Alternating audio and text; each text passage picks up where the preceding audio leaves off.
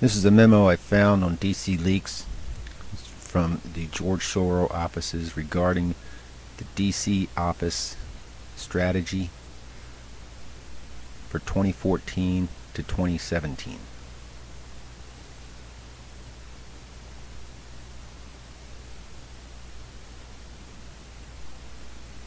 This is not the entire letter, but I will read you enough of the letter where you'll be able to understand the philosophy. OSFDC exists to change U.S. law, policy, and actions.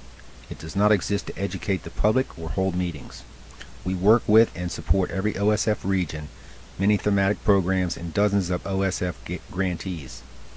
We have a close partnership with U.S. programs. We develop the overwhelming majority of our priorities, goals, and strategies through consultation and collaboration with these OSF partners and grantees.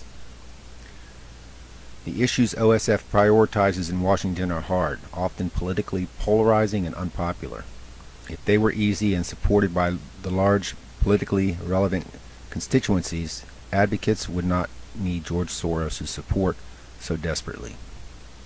We work for the crack addict, the accused terrorist, the sex worker, the transgender Ugandan. It takes discipline and passion, enormous skill, focus, experience, and all of George's access and resources to make progress for these marginalized and demonized groups. But we do make progress. In the decade since OSF opened its Washington's office, we helped draft, pass, and fund major human rights, criminal justice, and transparency legislation, including helping secure billions in AIDS funding. The next 4 years will bring significant new opportunities and perils, perhaps at long last comprehensive immigration.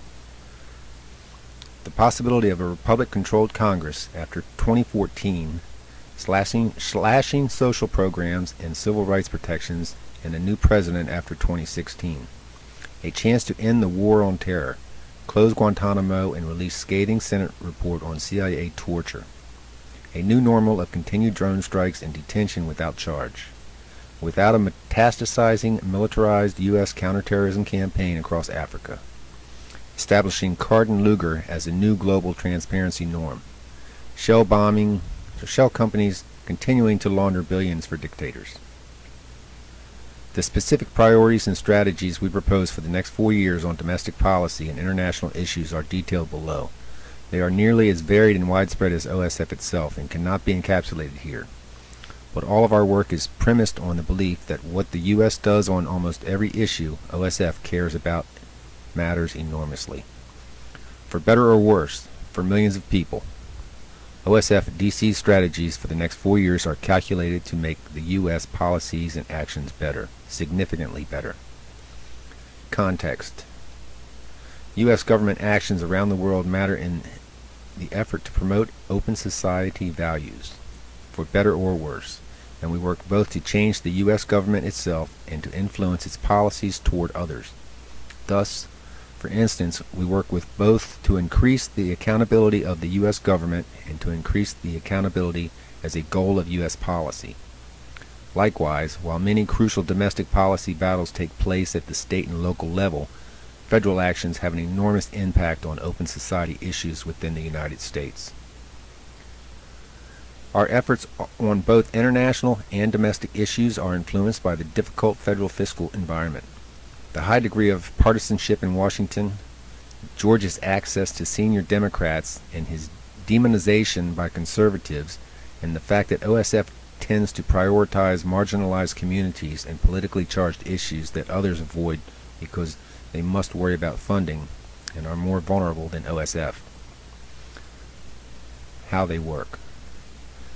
Capabilities, insights, and limitations. OSF DC provides unique assistance to DC advocates beginning with insights into how the U.S. government works, access to the most senior policymakers and substantive expertise. Our staff members have had senior positions in the State Department, the Pentagon, the National Security Council, and the Department of Justice. They have worked in the White House, the House and Senate, and run the D.C. offices of the ACLU and Amnesty International.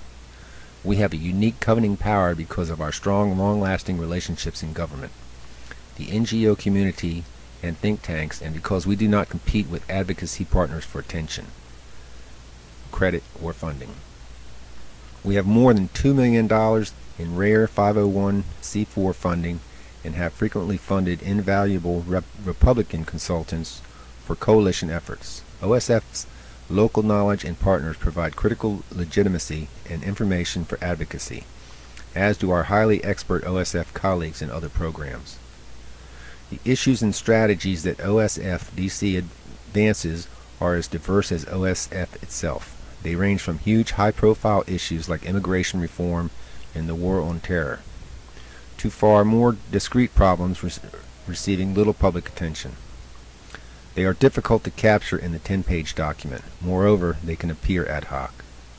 But this is the result of a consistent process emphasizing OSF DC's unique opportunities, capacities, and insights, and recognizing our limitations. Some of the concepts and initiatives, which I don't go into detail here, but just list the subjects: reducing mass incarceration, reducing barriers to re-entry,